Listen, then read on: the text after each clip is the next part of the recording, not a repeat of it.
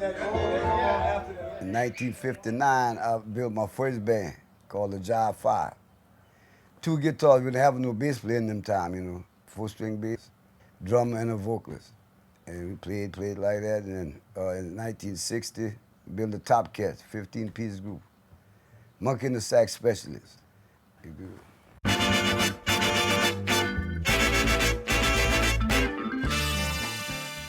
I came with Charlie Booth to Houston, which, you know, was connected with Huey Mo.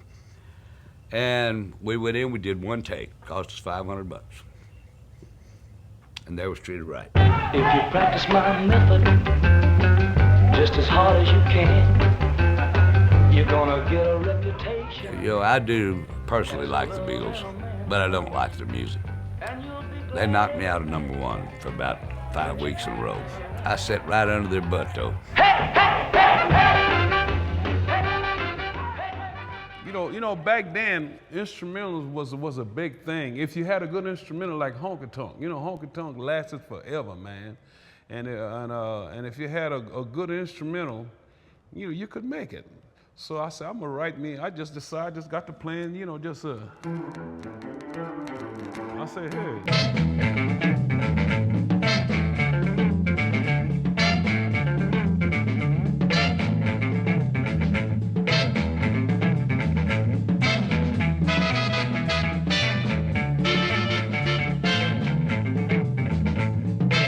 Here you were asking about Roy Head.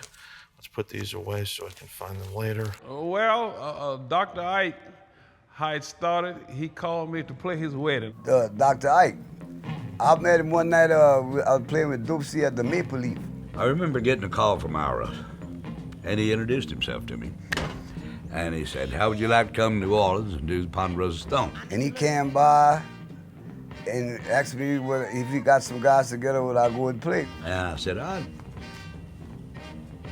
consider it. I may be busy. I looked at my calendar, there ain't shit on it. No, there was stuff everywhere. That's how it got started. Then, you know, he started this Ponderosa Stomp. The biggest export America's had over the 50 years of American culture has been rock and roll. There's kind of this hidden secret history or patchwork that you don't know. You know the stars, but you don't know really how it developed, you know, who's behind it or what. I mean, the sidemen, the people that influenced everybody else, the one-hit wonder that actually had long careers, but you only knew about one song.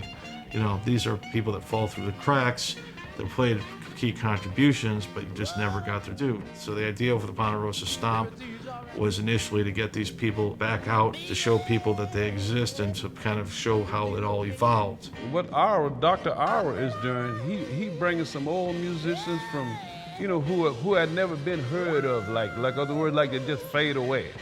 I mean, thank God I'm still here. I haven't faded away yet. I wanna fly.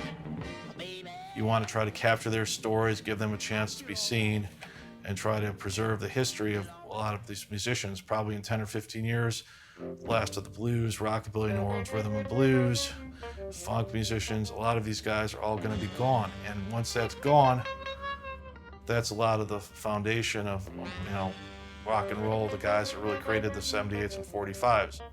Not just about music, just about life itself, you know what I mean? Doing the Stomp, I got to meet all the legends. I mean, the real legends of R&B music. The Stomp is for real, man. The Ponderosa Stomp Foundation is a nonprofit organization that encompasses not only the Stomp, which is the 2-day concert, annual concert, but also the music conference, which happens to coincide with the concert. We do oral histories with artists throughout the year that we archive at the Ogden Museum of Southern Art, the Louisiana State Museum.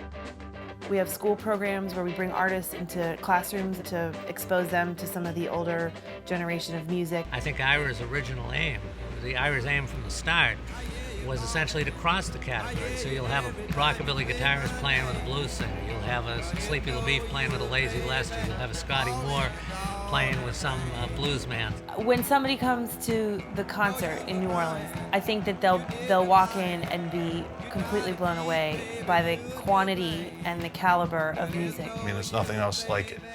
10 hours of music just nonstop berating you, where it's just showing you rock and roll stripped to its core, to the roots of what the fun is. Now, as I see it, the aim of the Stomp is to create a total environment. It's an environment which is looking to encourage the spontaneous eruption of music. People come to the Ponderosa Stomp and they have a great time. They just think it's a concert music conference. They actually don't understand that it's actually a foundation is putting this on. While the Ponderosa Stomp and its programming have grown exponentially, the revenue stream is just drip, drip, drip, drip, drip.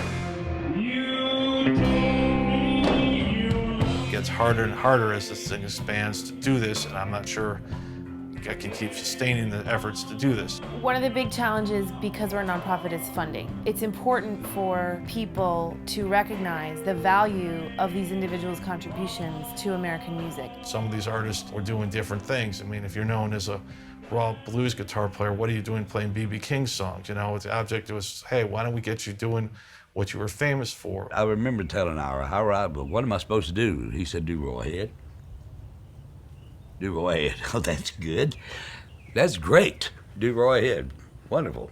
To be truthful about it, after I recorded this stuff, I kind of got away from my music. Man, to be truthful, I don't ever play my music on a gig, man. I don't. I just do all or nothing but cover songs, you know. I mean, he wasn't even doing it. I had to call him up and said, Classie, you know this song? Well, I don't know, Ira. And I said, can you learn it? He loves the old music. He wants you to play crap you cut in the garage. You don't even remember cutting. Believe it or not, I know more about Classie Ballou than I know about myself. Up to now, is really, be honest, is when I met Doc. I've been doing a lot of things on my own, not with nobody else. Playing the stuff I want to play, how I want to play it, you know. And I'm still going that way. I'm gonna be going that way till the end.